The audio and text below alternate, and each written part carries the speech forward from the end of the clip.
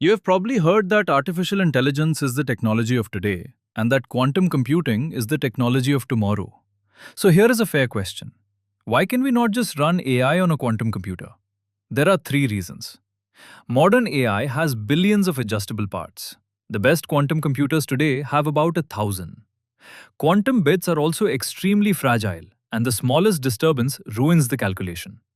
And loading ordinary data into a quantum machine is slow enough to cancel out the speed you came for.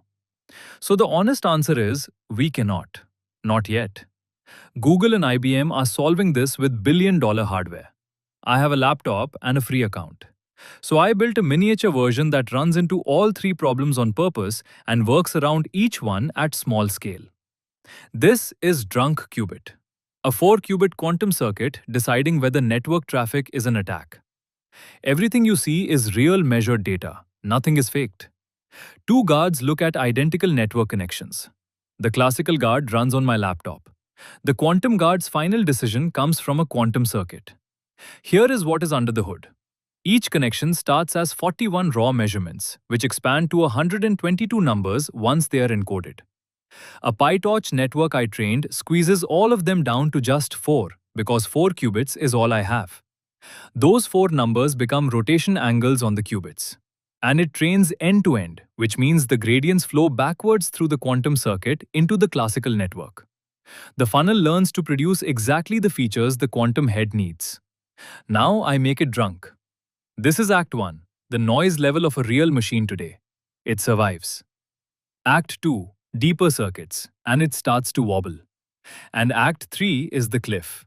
Accuracy falls from 74% down to 57%. That is what noise does when you push a quantum circuit too far. Now I sober it up with error mitigation. Watch carefully. The accuracy meter barely moves, but the confidence error drops sharply. That is the real finding of this project. The decision survives the noise on its own. It is the confidence underneath that needs rescuing. This ran on an actual quantum computer, IBM Marrakesh, a machine with 156 qubits. 300 events, 183 seconds of quantum time spread across 4 jobs, and every job identifier is checkable on IBM's platform. The comparison is deliberately fair.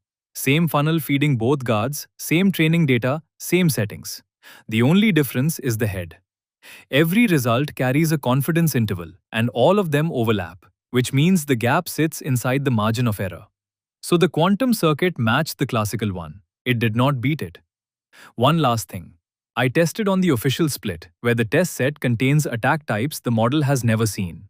Shuffling the data would have handed me 99%. Every headline number in this project sits in the 70s instead, because that is the honest one. And I was wrong about one thing.